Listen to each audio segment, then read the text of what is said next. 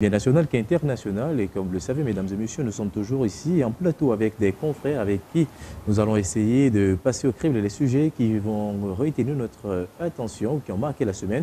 Pour nous accompagner, mesdames et messieurs, nous avons sur ce plateau Ambroise Bonjour. Il est le directeur de publication du journal The Guardian. Ambroise, bonjour. Bonjour Daniel, bonjour les téléspectatrices et téléspectateurs. Voilà. Également sur ce plateau, Ibrahim Matia, que vous connaissez si bien. Il est, lui, par contre, le directeur de publication du journal Temps Nouveau. Ibrahim, bonsoir et bonne arrivée.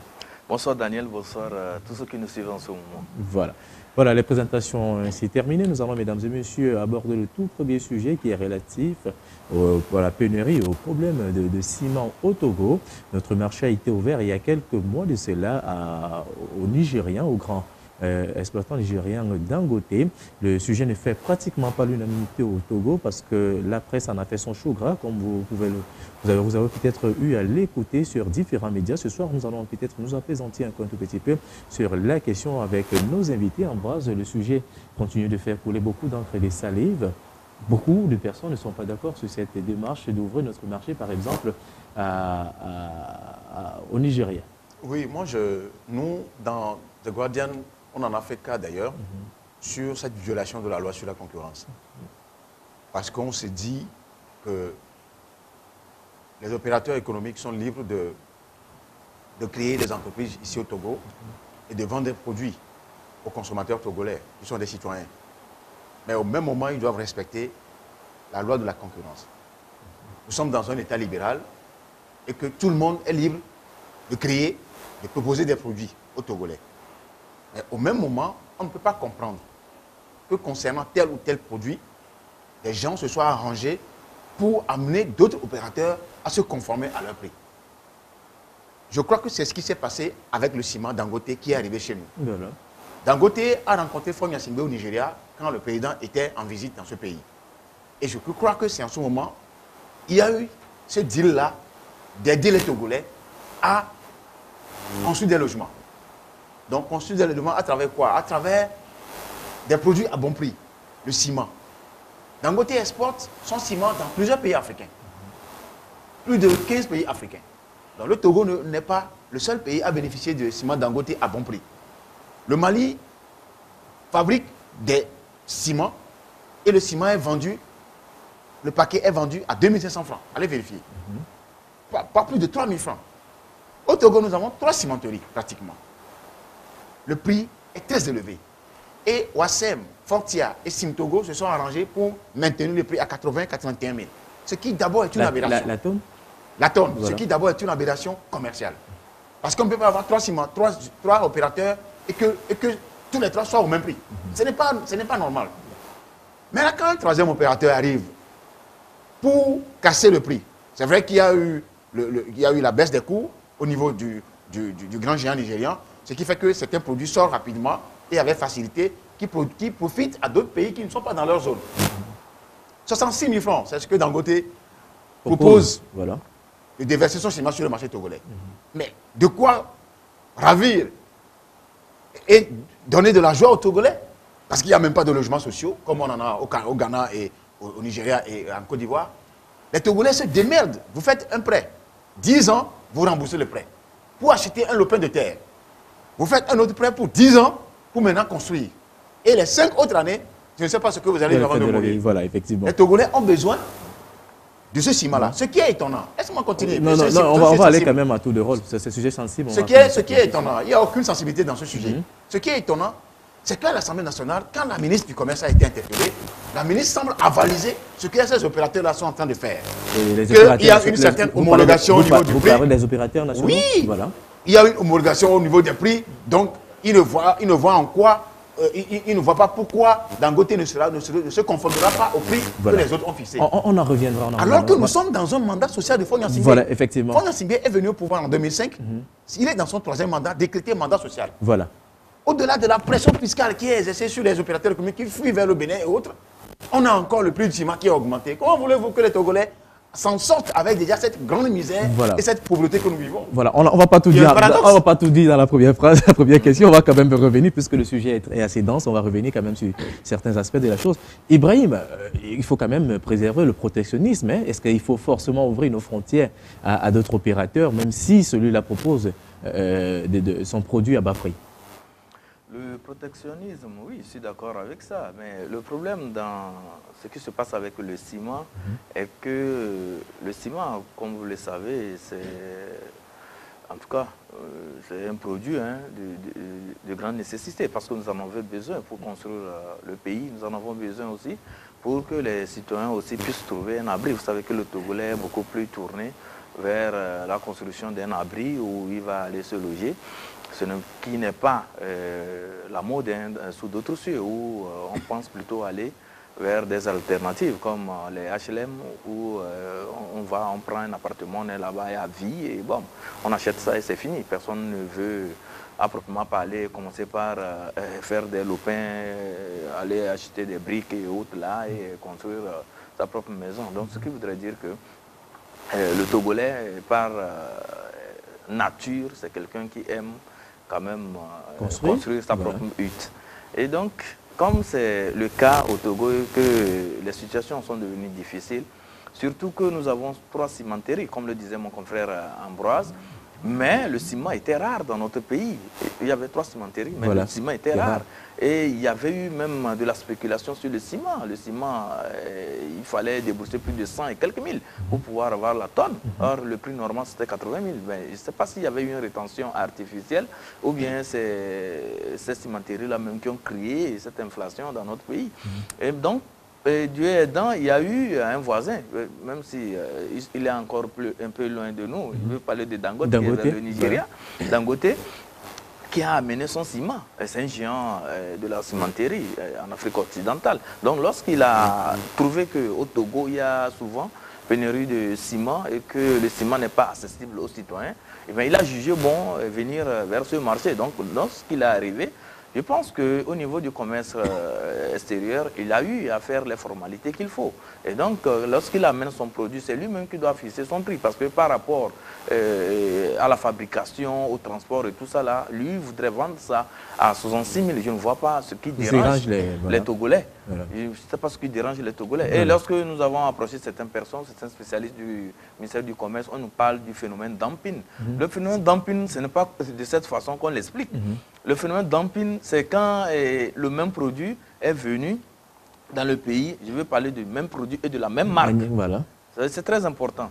Le même produit et la même marque. Et si c'est un autre opérateur qui vient vendre ça en deçà du prix qui est sur le marché, c'est ça qu'on appelle le dumping. Donc on voudrait écarter, éjecter les autres opérateurs du circuit dans ce secteur. C'est ça le dumping. Mais ici, il s'agit du ciment. C'est comme aujourd'hui, nous avons plusieurs types de lait. Le lait pique aujourd'hui à 350, mais au même moment, il y a aussi des laits qui sont en deçà, à 200, même à 150 francs la boîte. Est-ce qu'on a parlé du dumping là-bas? Non, il faudrait qu'on soit un peu plus sérieux. Soit il y a des intérêts derrière, donc il y a un groupe d'intérêts, un groupe de lobbying derrière ces cimenteries-là qui voudraient, par leur méchanceté légendaire, qui ne voudraient pas que les Togolais puissent avoir leur toit. Et eux, ils vont construire des buildings et construire tout ce qu'il y a comme immeuble là, et narguer proprement les populations, puisque nous savons, et ce n'est pas, comment l'appelle-t-on, une nouveauté togolaise. Il y a une minorité qui construit, qui érige des buildings un peu partout et en narguant les autres. Voilà.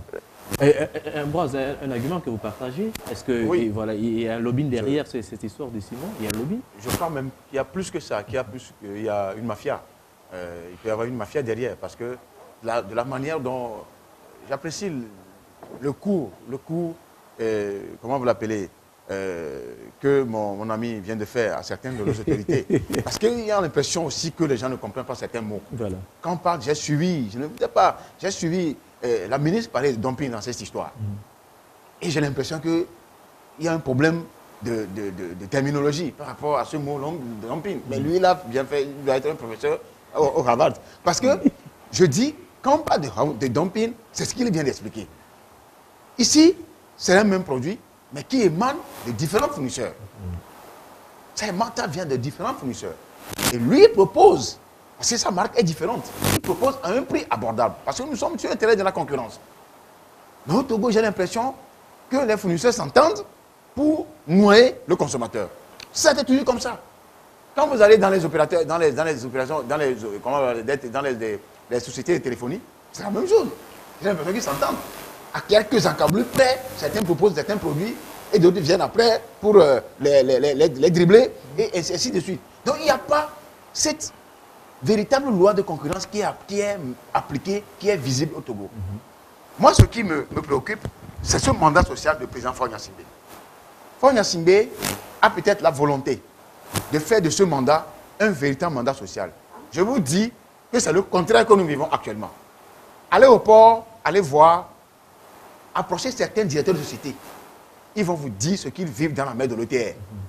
Ça, c'est l'autre père de la Manche. Voilà. Mais le ciment au Togo, nous devons avoir le ciment à bon prix. Les Togolais aiment construire. J'ai écouté un expert sénégalais un jour. Il m'a dit ceci. Quand vous venez au Togo, surtout au Togo, il y a 3 pays africains. Ils ont la notion de l'habitat. Malgré même si c'est une cabane qu'ils construisent, c'est chez eux. Allez au Cameroun, allez au Gabon, les gens s'en foutent. Ils n'ont pas de maison. Ils s'en foutent. Vous en savez quelque chose. Ils s'en foutent. Même au Bénin, ils s'en foutent éperdument. Mais le Togo veut d'abord avoir chez lui. Mais s'il y a un peuple qui a cette notion-là, accompagnez-le dans le sens. Voilà. Je crois que c'est ce qui manque à notre gouvernement. Le président de la République doit prendre la mesure de la chose pour faire de ce mandat réellement un mandat social. Et mettre fin à cette duperie et à ce trafic, à cette anarchie commerciale qui agit sur le consommateur togolais. Voilà. Parce que le consommateur en a déjà de trop dans tous les secteurs d'activité. Voilà. Il est pompé. Les prix ont augmenté de tous les produits, mais la spéculation existe. Il n'y a aucun mécanisme de contrôle des prix sur le marché. Pourtant, il y a un ministère du Commerce. Comment on peut expliquer ça? Voilà. Mais au-delà même de ce qui se dit, hein, bon, j'ai écouté par exemple un responsable d'une société je vais parler de Sim Togo qui disait tantôt qu'il faut quand même qu'on ne mette pas de côté l'aspect qualité, parce que le produit que le Togo fournit, c'est des meilleures qualités que ce qu'on nous exporte. Quand vous approchez les maçons. Voilà. Mais c'est très simple. C'est ce que je vous dis. Être de bonne qualité. Non, c'est ce que je vous dis. Donc il ne fallait même pas parler du dumping en ce sens. Voilà. Parce que si le ciment de Dangote est de mauvaise qualité, mais laissez la population aller vers ce ciment et apprécier. Et même moi, je vous dis que l'État a quand même cette obligation de veiller à la qualité de ce que les ingénieurs font. Oui, je suis tout à fait d'accord. Mais il se passe que quoi? Quand la grande majorité des ouvrages réalisés dans le pays a été réalisé avec le ciment Dangote. Si c'était un mauvais ciment, je ne suis pas sûr qu'on allait utiliser ça. Il suffit seulement de voir un peu au niveau de Seco. J'ai les preuves.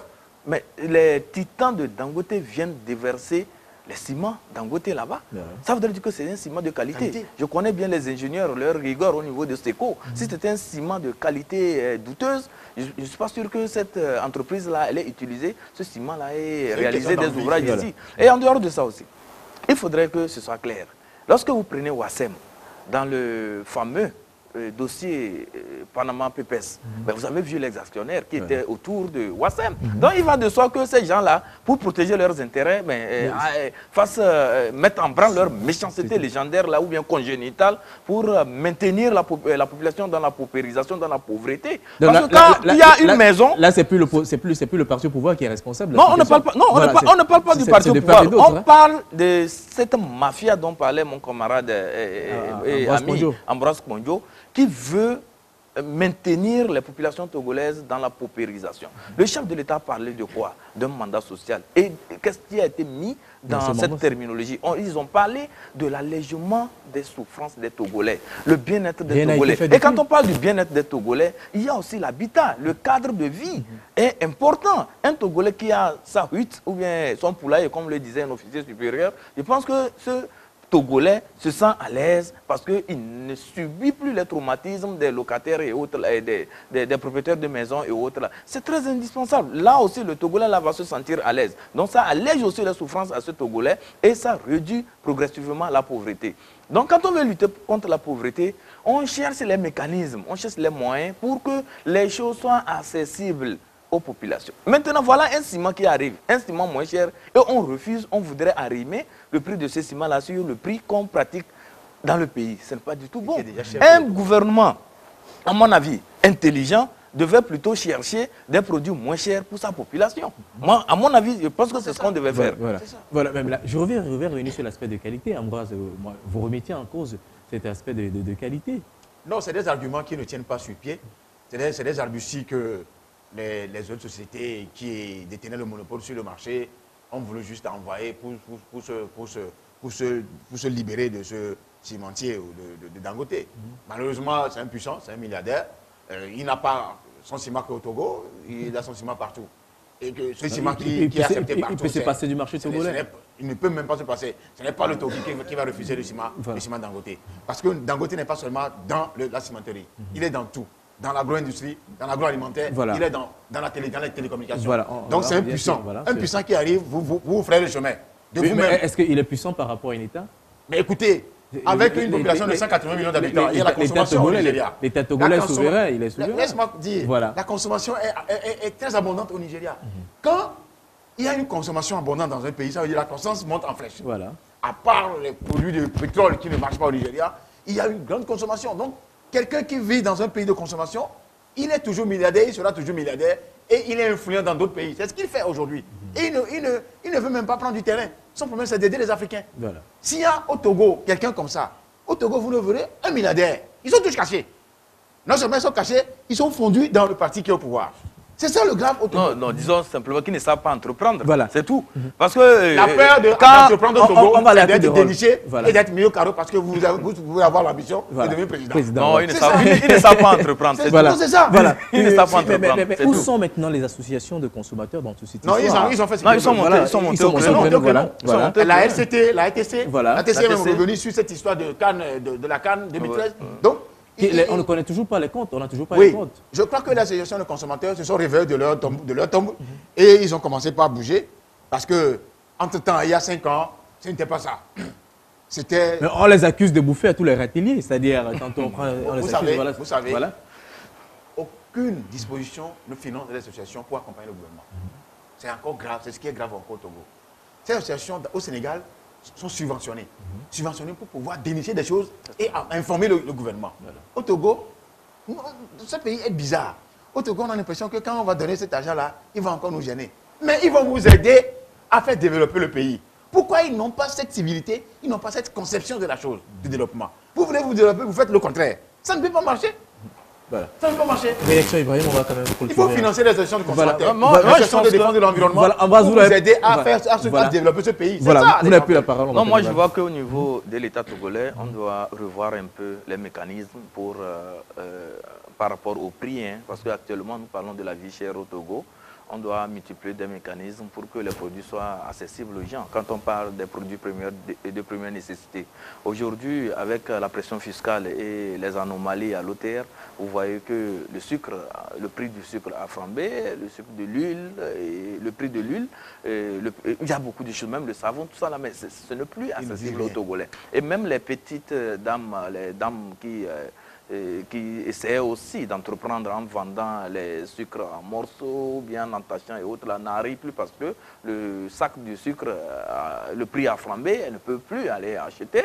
L'huile aussi, le bidon qui se vendait à 16 000 est passé jusqu'à 26 000. Vous comprenez qu'il y a vraiment une certaine pression sur les populations et que les gens n'arrivent plus à s'en sortir.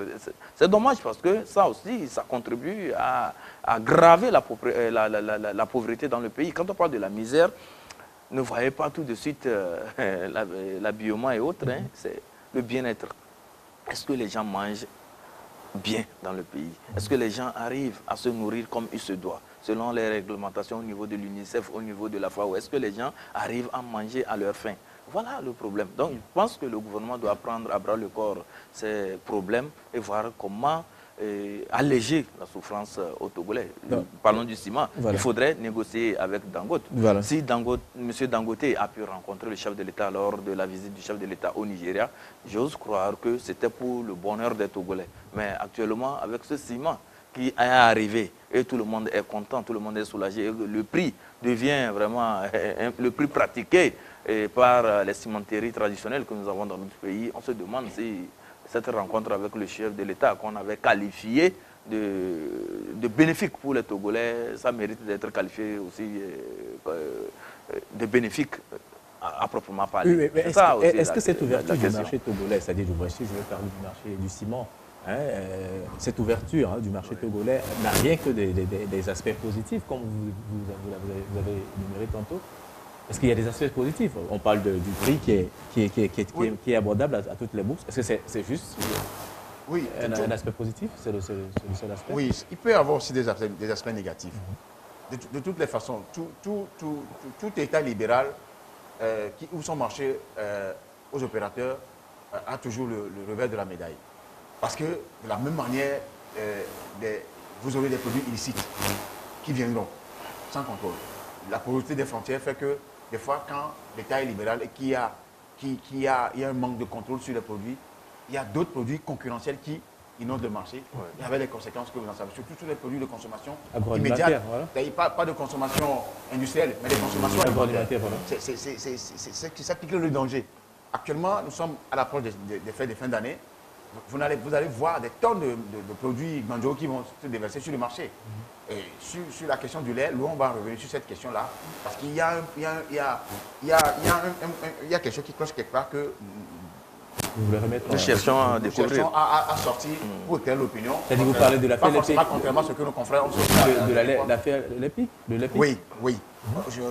De Badian, on va revenir là-dessus. Mais je dis que les associations de consommateurs et le ministère du Commerce doivent être vigilants dans cette période de fin d'année. Parce que c'est une période extrêmement sensible. Moi, j'ai une fois acheté, ce qu'on appelle les bords là. J'ai acheté ce produit-là. La dame m'a pratiquement harcelé avant de l'acheter. Donc, le fait même de m'harceler avant de l'acheter, ça m'a fait poser beaucoup de questions. Pourquoi elle cherche toujours à vendre? Elle est ambulante.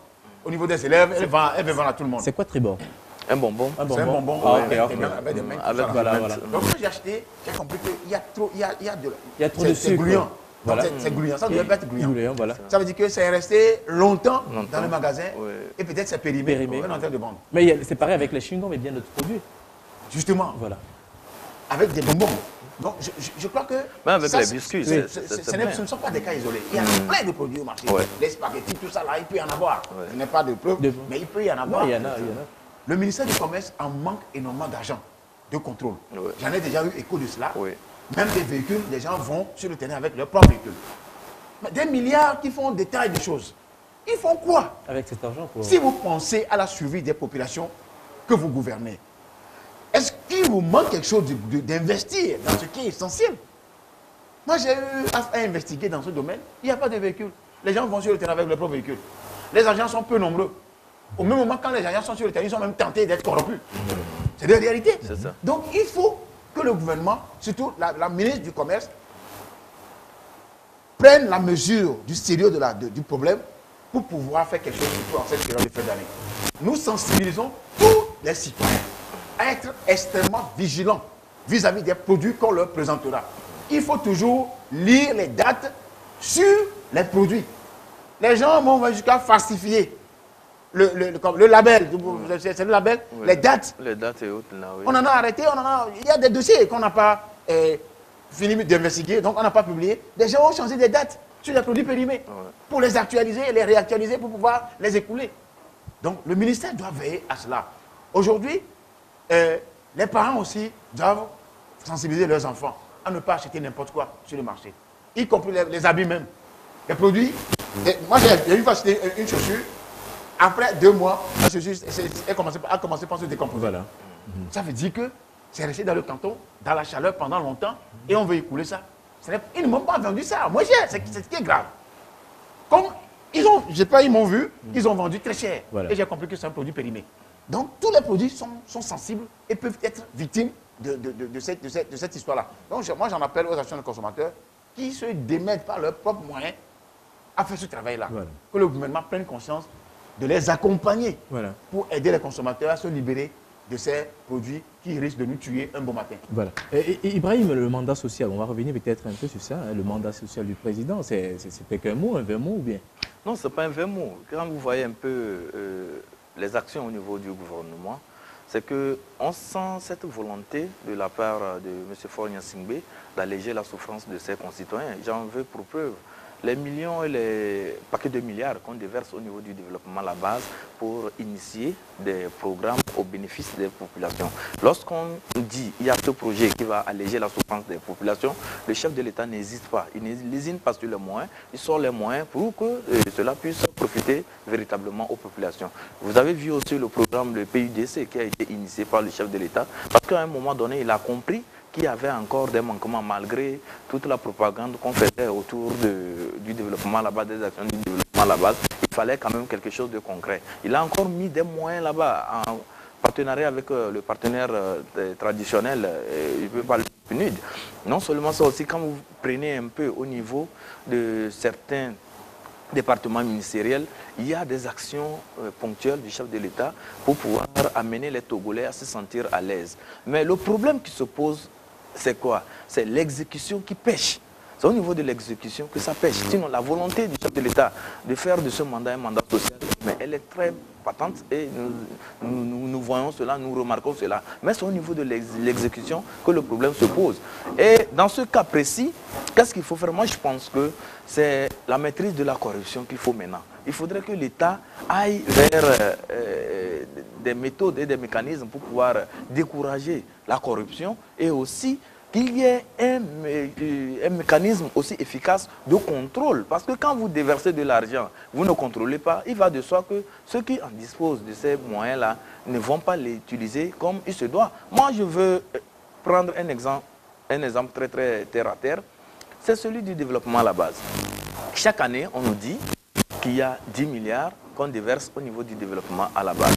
Vous voyez, nous sommes passés à près de 5 ans. Si on doit faire le bilan, c'est près de 50 ou bien combien de milliards qu'on a mis dans ce département. Mais est-ce que la pauvreté a été atténuée dans le pays? Est-ce que les Togolais se sentent à l'aise? Quand vous allez au niveau des bonnes femmes, est-ce que vous voyez ces bonnes femmes-là avoir le sourire aux lèvres dans les marchés et autres? La preuve, il y a des marchés même qui ne fonctionnent même pas. Il y a des femmes même qui ont pris les financements du FNFI, mais qui sont obligées de fuir leur propre pays. Vous comprenez que c'est ça là, on lutte contre la pauvreté. Je pense qu'il faut s'arrêter à un moment donné, faire le bilan, voir ce qui n'a pas marché, ce qui a marché et recadrer les choses pour que le Togo puisse aller de l'avant. La volonté du chef de l'État d'alléger la souffrance, nous voyons que c'est vraiment une volonté que tout le monde salue, mais dans la matérialisation des faits, ça ne se fait pas voir sur le terrain. Donc il faudrait maintenant, au niveau de l'État, qu'on essaie de voir. Voilà. Les milliards qu'on a investis, est-ce qu'on a atteint le résultat? Nous ne parlons pas de petits résultats, c'est-à-dire des petites prouesses qu'on a fait sur le terrain. On commence par brandir ça à coup de manipulation. On applaudit qu'il y a eu du merveille sur le terrain. Ce n'est pas de ça que nous parlons. Parce que si vous voyez un peu les milliards déversés là-bas et les résultats que nous avons, franchement, ça ne reflète pas le fonds investi même pour aboutir à ces résultats. Il faudrait qu'on sente que les Togolais ont véritablement maîtrisé du moins la pauvreté au niveau des femmes. Qu'on ne dise pas qu'on a actuellement beaucoup de femmes qui vendent les galettes de soja et de tchoukoutou et autres là, et que ça c'est un signe de prospérité. Non, voilà. Au contraire, ça a créé de la saturation et les femmes même ne se retrouvent même plus. Voilà, on passe. Oui, moi je voudrais, par rapport à ce qu'il a dit, je crois que ce qu'il dit est très pertinent parce que les milliards qui ont investi contre la pauvreté, ça ne se sent pas au jour d'aujourd'hui. Certaines femmes, certainement, peuvent vous dire quand j'ai eu 10 000 francs pour faire Akassa ou le beignet. Mais quand il parlait tout à l'heure de marché, ça me rappelle des marchés qui ne sont même pas habités, qui ne sont même pas opérationnels sur le terrain. Alors qu'il y a des marchés dans la périphérie qui sont des grands marchés. Les gens viennent de Vaughan au marché de Gomé, ils viennent là. Tous les matins, à 4 h du matin, vous allez voir des véhicules déversés là-bas. Moi, je suis dans la zone. Vous allez voir des véhicules venus de Palimé, des gens viennent même de Pagala, dans ce marché. Pourtant, quand il pleut, allez visiter le marché, vous allez voir. Il y a plus de 10 000, 15 000 personnes sur le marché là, les samedis et les mardis. Mais qu'est-ce qu'ils font? Le marché est à Lomé. Le marché est à Lomé. Ils n'ont pas construit ce marché-là. Donc ça veut dire que... Pour enchérir, le marché d'Anier, un grand marché. Le marché de Ketao, un grand marché. Voilà. Ça prouve que les marchés sont construits à des fins électoralistes, dans des zones où les gens n'ont même pas besoin de marché. Voilà. Alors que là où les gens ont besoin de marché, vous ne construisez pas, les gens sont dans la boue quand il pleut, une petite pluie. Voilà. Voilà. On va maintenant, mesdames et messieurs, s'intéresser à notre sujet. On va parler de la corruption. Hein.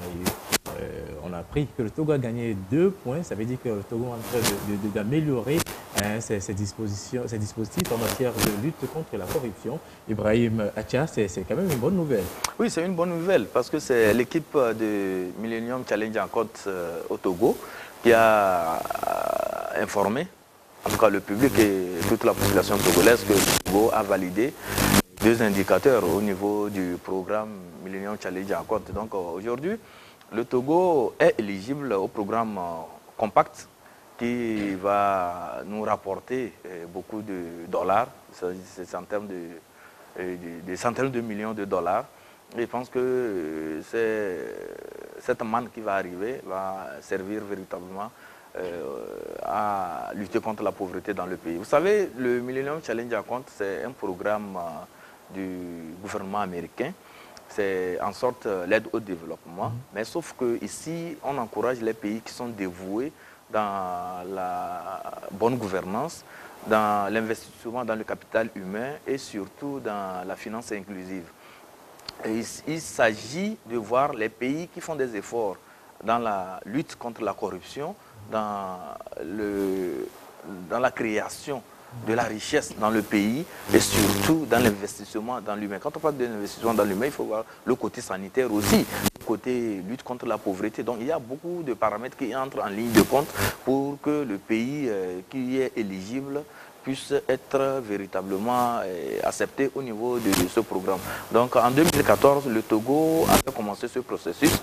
On avait validé 7 indicateurs sur ces 20 indicateurs dont nous avons validé 7 indicateurs, ce qui a fait qu'en 2014, nous n'étions pas éligibles. En 2015, nous avons validé 10 indicateurs et ça fait que le Togo a bénéficié d'un programme qu'ils appellent le Threshold, donc qui devait nous apporter banalement 300 millions de dollars.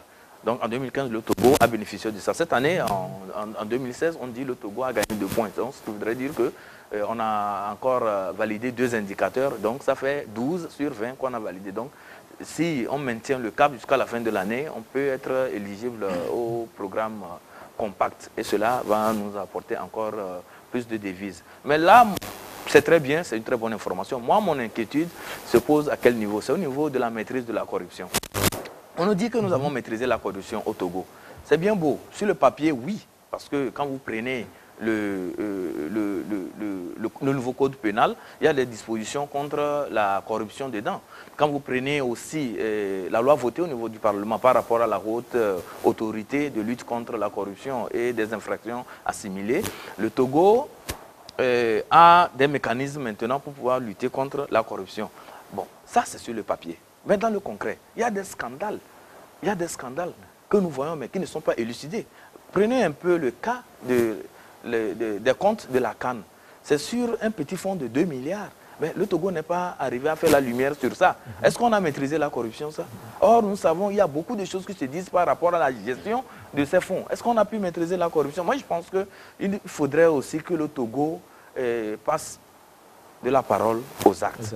C'est vrai que nous prenons des dispositions, nous signons des conventions. Le Togo est un pays clean sur le plan international. Le Togo vraiment se conforme aux dispositions internationales, aux standards. C'est très joli, c'est très bon. Mais seulement nous voulons que ça, le concret, que les Togolais sentent qu'aujourd'hui, le Togo a maîtrisé la corruption. À l'OTR, on dit qu'il y a des mécanismes pour décourager les corrupteurs et autres là, pour lutter contre la fraude. Au niveau de l'OTR, c'est bien, on applaudit, on dit que c'est bien, mais au même moment, il y a aussi des scandales qu'on nous annonce au niveau de l'OTR. J'ai toujours en souvenance les douaniers qu'on avait dit, ils avaient emporté des milliards. Est-ce qu'il y a vraiment, le mécanisme là est sérieux? Est-ce que les gens allaient se donner des libertés, prendre des milliards et partir? Voilà le problème qui se pose actuellement. On passe pour une réaction. Oui, non, je crois que la lutte contre la corruption doit être une question qui émane des volontés de nos gouvernants. S'ils sont inscrits avec ce mécanisme de l'énorme compte, je crois que c'est pour pouvoir lutter véritablement contre la corruption et non faire de la figuration pour avoir des fonds et encore les dilapider. Parce que cet argent-là que les gens bénéficient à travers ce mécanisme-là, je ne sais pas si les populations là-bas profitent réellement de cet argent. Moi, c'est ça qui me préoccupe. Maintenant, au-delà de ça, je crois que la véritable corruption, elle gangrène toujours nos sociétés. Parce que quand vous prenez le cas des histoires de Panama Papers, aucun procureur, aucune enquête n'a été diligentée pour savoir réellement les noms qui ont été cités sont véritablement les auteurs des crimes économiques dont on les accuse, des évasions fiscales. Est-ce que vous avez vu un mécanisme, une structure de l'État, la commission anticorruption qui n'a jamais fonctionné, la Cour des comptes? Est-ce que vous avez vu cette structure-là se lancer, ou le procureur s'est lancé pour pouvoir investiguer sur les noms cités, y compris le Premier ministre? Donc, il ne faut pas qu'on nous fasse du bluff. Moi, j'appelle ça du bluff. Parce que si vous voulez démontrer réellement que vous voulez lever contre nous, il faut commencer par vous. Il faut que vous donniez l'exemple. Le président n'a jamais publié, c'est bien. Ce que le président Faure Gnassingbé a comme bien, il n'a jamais publié. La Constitution le demande, il n'a jamais fait ça. Il n'a pas fait, aucun ministre ne le fera, parce qu'il n'a pas donné le bon exemple. Donc, il y a tellement de choses qui sont visibles, qui sont réelles, qui ne sont pas pragmatiques, que nous n'allons pas nous verser dans cette duperie, comme quoi il y a... Les Blancs ont la volonté, eux aussi, ils ont certainement quelque chose à gagner derrière. Donc, moi, ne nous le cachons pas. Quand quelqu'un vous propose quelque chose, ça veut dire qu'il a gagné quelque chose. Il y a les Africom, tout ça. Vous comprenez ce que ça veut dire? Tout ça fait Africom là. Les gens mettent leur nez dans des trucs sans pouvoir la mettre à cause parce qu'il y a de l'argent à prendre. Quand vous voulez prendre de l'argent, il faut payer derrière. Il y a toujours la contrepartie. Voilà. Donc quand ils vont prendre cet argent-là, d'abord il faut que les populations en bénéficient. S'ils n'en bénéficient pas, sachez que le blanc donne de l'argent, vous aurez à payer quelque part. Donc au moins que la lutte contre la corruption soit visible aux yeux des Togolais. Ce n'est pas visible. Pendant la PPS, le premier ministre Lassoué a raconté sa vie sur une chaîne de télévision. Il s'est créé même la grande honte. Voilà. Alors qu'il n'y a aucun procureur qui ait levé son petit doigt pour diligenter une enquête, pour savoir ce que ces histoires-là ont sorti là. Non, contrairement à d'autres pays européens ou africains où ça crée un scandale, les premiers sont démissionnés en Finlande. Voilà. Au Togo, les gens même ont applaudi, ils sont contents. Ils sont là-haut dans leur fauteuil. Dans ce rapport, parce qu'ils savent que... Ne vous inquiétez pas, ça ne vous dirait? Moi, ça me dit beaucoup de choses, mais eux, ça ne leur dit rien. Ils sont encore dans leur fauteuil. Parce que la manière dont le Premier ministre a réagi, ça veut dire qu'ils s'en foutent même des Togolais. Alors que les gens ont effectivement investi, selon des papiers là, investi dans les choses. Ils ont envoyé leur argent dans les paradis fiscaux. Et les Togolais en souffrent. Les salaires sont ce qu'ils sont. Le SMIC à 35 000. Combien de sociétés paient le SMIC à 35 000? Donc il y a tellement de dysfonctionnements au niveau de cet État que je me dis que cet État est tout sauf un État, sauf un pays. Je vous dis, les Togolais, 300 Togolais ont encore changé de nationalité. Ils ont décidé, je ne suis plus togolais. Vous pensez que c'est de la fierté? Quand moi j'écoute ça, les gens sont fatigués de la gouvernance de ceux qui sont au pouvoir et ils préfèrent aller devenir béninois ou n'importe quelle nationalité. Voilà. Moi je ne le ferai jamais et je ne conseillerai à personne de le faire. Si vous voulez lutter pour que ça change, vous devez rester au pays pour que ça change. C'est pas facile pour tout le monde, on n'a pas le même état. Je sais, mais quand on est patriote, on ne démissionne pas. Voilà. On ne peut pas le cautionner, mais il faut quand même comprendre les autres. Ouais, chacun a ses problèmes. On ne juge pas. Mais on va quand même, je vais vous proposer quand même toujours d'avancer dans ce débat. On va peut-être s'apaisantir, cette fois-ci à ce sujet qui fait la une de The Guardian. Cet éternel problème au sein même de notre, comment on le dit, de la préfecture. Ambroise Mondio, la préfecture du Golfe. Ça revient régulièrement. Qu'est-ce qui se passe concrètement? Vous avez investigué sur l'éternel problème qu'il y a entre... Oui, c'est un problème qui ne finira pas quand Faure Gnassingbé n'aura pas décidé des deux responsables qui sont là-bas. Surtout au niveau du préfet que j'ai eu à rencontrer. On a échangé pendant 1 heure. Il s'agit d'un problème de bâtiment qui est, nous l'avons publié, qui est un total déconfiture avancée. C'est le bâtiment qui abrite l'état civil, où on célèbre le mariage. Les agents sont logés dans des locaux là-bas.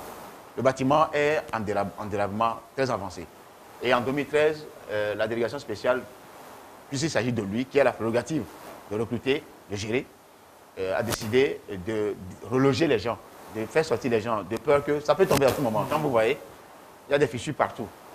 Et il a décidé de reloger les gens dans un autre bâtiment dans l'enceinte. Voilà. Le préfet s'est opposé pour des raisons qu'il n'a pas...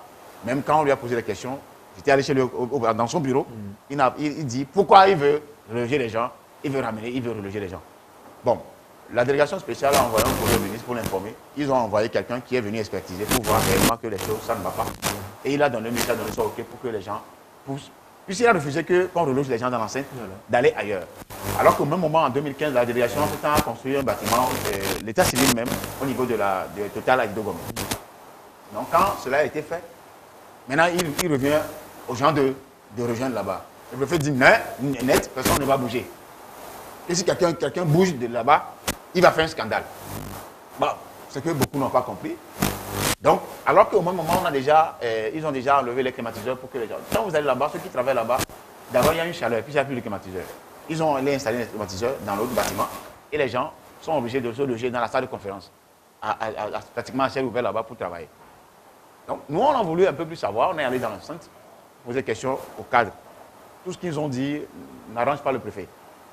Parce que nous avons plusieurs fois approché le président de la délégation. Il ne souhaite surtout pas parler du sujet. Nous avons interrogé son assesseur, qui aussi nous a dit ce qui s'est passé. Nous avons approché le chef de service de l'état civil, le chef de section, qui a dit ce que nous avons publié. Un autre agent qui est dans le cadre de l'établissement, il a aussi parlé.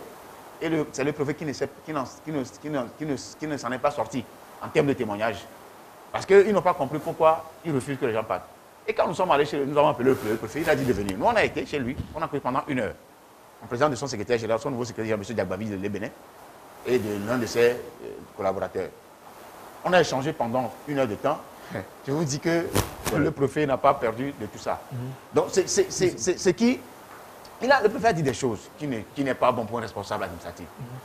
En parlant de vie ou de mort entre le président avocat et lui. Mais pourquoi le problème ne date pas d'aujourd'hui? Pourquoi les autorités compétentes ne se saisissent pas du dossier? Peut-être pour régler... On s'est posé la question. Voilà. À la fin de notre article, de notre année, on a dit Faure Gnassingbé, peut-être, a du mal à déloger les deux. Soit il déloge les deux, ou soit il déloge quelqu'un, et peut-être ça fera date si effectivement, ou éventuellement il délogeait l'un. L'un est de la partie septentrionale, qui est sulfureux, très, très, très fougueux et qui ne respecte pas l'autorité, pratiquement. Son ministre, le préfet a dit des choses qui n'est pas vraiment courtois. Je lui ai dit, mais ça, c'est votre hiérarchie. Il dit, c'est ma hiérarchie, mais quand il fait quelque chose, je le connais bien. Donc, si je vais chez lui, je lui dis ce que je pense. Ce que moi, je ne trouve pas cohérent. Au même moment, l'autre, il bosse dans sa préfecture. On en a parlé. Mais nous disons, moi, je lui ai dit, est-ce que vous n'allez pas faire la paix entre vous deux? Il dit la paix, s'il lui veut, il fait la paix. Ce n'est pas son problème. On a défoncé les fenêtres de l'état civil. Oui. Et maintenant, il dit que c'est l'avocat qui a envoyé des gens pour défoncer. Il dit, est-ce que vous avez des preuves? Voilà. Il dit, pour lui, ce n'est pas un problème. Écrivez ce que moi je vous dis, il faut écrire seulement. Voilà. Donc je dis que soit les élections locales viendront situer les responsabilités des gens, pour que le préfet, peut-être, il a d'autres appréhensions par rapport à M. Avocat, que nous, on ignore. Il appartient à l'autorité qui a amené les deux là-bas. Parce que les préfets sont passés là-bas, on n'a jamais eu ce problème. Les Boroncom, les Mali, les Katakpaou Touré, il y a au moins 4 ou 5 préfets qui sont passés là-bas. Mais c'est en présence de M. Menebou que le problème se pose. Voilà. Ibrahim, le problème est un peu confus, parce que on n'a pas tous les contours. Effectivement, le problème est très sérieux au niveau de la préfecture du Golfe. Et apparemment, c'est comme si c'est entretenu même, parce que ce sont des crises récurrentes, mais auxquelles on n'arrive pas à trouver des solutions. C'est un peu dommage. Parce que quand vous avez une autorité suprême dans le pays et face à ces crises, on ne voit aucune réaction. On se demande si ou bien la crise profite sur un volet donné, ou on a une certaine complaisance par rapport à la décision qu'il faut prendre pour pouvoir amener de l'ordre au niveau de la préfecture du Golfe. Et Ambroise a touché un point très sérieux. Je pense que c'est ça qui va amener à ce qu'on aboutisse à la calmie ou bien à la paix au niveau de la préfecture du Golfe. Il s'agit des élections locales. Je pense que si le Togo fait cet effort d'aller vers les élections locales, nous aurons des élus locaux qui tirent leur légitimité de la base, c'est-à-dire de leurs administrés, de la population. Et là, lorsque ces problèmes vont se poser, le conseil municipal ou bien le conseil de la préfecture va se réunir. Puisque c'est des élus locaux, c'est des gens qui ont une certaine légitimité au niveau de la base. Ils vont prendre la décision qu'il faut pour le bien de la collectivité. Parce qu'actuellement, les deux personnalités sont des personnalités nommées. Le préfet a été nommé, le président de la délégation spéciale, lui aussi, il a été nommé. Donc, s'il faut résoudre le problème, je pense que l'autorité centrale doit dégommer un ou bien sauter les deux là-bas. Bon, et vous savez que sur le plan politique aussi, il y a des paramètres, des contingences que nous ne maîtrisons pas. Peut-être qu'en les sautant, ça peut aussi égratigner sur un autre volet. Donc, on fait semblant de ne pas savoir qu'il y a quelque chose et on fait avec, on joue avec. Mais ce qui nous fait peur, c'est que cette crise crée des dysfonctionnements au niveau du commandement dans la préfecture du Golfe. Voilà. Et ça, c'est crée des préjudices à la population. Figurez-vous, on dit qu'il y a un mariage, le préfet débarque et crée un scandale. Qui va accepter que le jour de son mariage, il y ait un scandale? Vous comprenez que ça va traumatiser les mariés et non seulement ça aussi, ça peut créer aussi des problèmes au niveau du couple. Voilà comment les populations subissent les caprices de ces deux personnalités. Donc l'autorité suprême, je veux parler du chef de l'État, je pense que le moment est venu pour qu'il prenne la décision qu'il faut.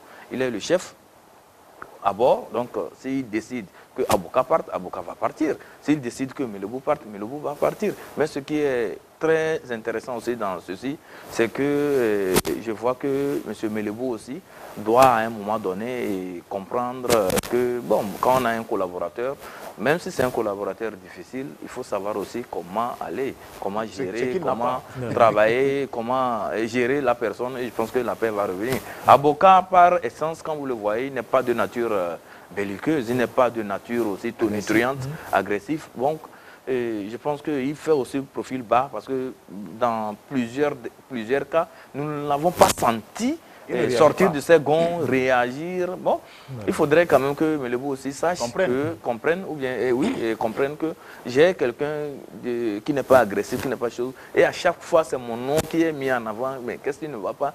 Peut-être que Abouka aussi peut être un vieux renard, c'est-à-dire il fait les choses mais de façon subtile. Voilà, ça aussi, on ne peut pas passer de vue cela aussi. Donc, mais ce qui est très important, c'est que Melebou, c'est lui l'autorité au niveau de la préfecture du Golfe. Je pense qu'il lui revient quand même de voir comment il faut faire pour que la paix revienne là-bas. Le pouvoir central. Oui. Et il a dit qu'il est le chef. Alors que la loi de 2007, portant sur la décentralisation, verse les autorités du maire à la délégation spéciale. Oui. C'est ce qu'ils appliquent partout. Voilà. Maintenant, le problème qui existe, c'est que Melebou a célébré des mariages qui ont été rejetés par les ambassades. Tous ceux dont Melebou a célébré le mariage ont été rejetés. Pourquoi? Et ils ne savent pas. Parce non, mais ce n'est pas lui qui n'a pas l'autorité. Le préfet, c'est le maire qui a ce pouvoir-là. Et c'est la délégation qui a cette autorité actuellement. Voilà. Et la loi portant sur l'état civil de 2009 confère cela aussi. Oui. Et quand vous allez en justice, ceux qui sont mariés ne savent pas. Quand ils reviennent pour chercher des papiers, ils vérifient ça à la justice que le mariage a été annulé. Voilà. Merci. Donc le préfet n'a pas le droit de célébrer des mariages. Pour le moment, le pouvoir confère à Abouka de le faire. Il n'a qu'à laisser le faire. La délégation spéciale, c'est ça.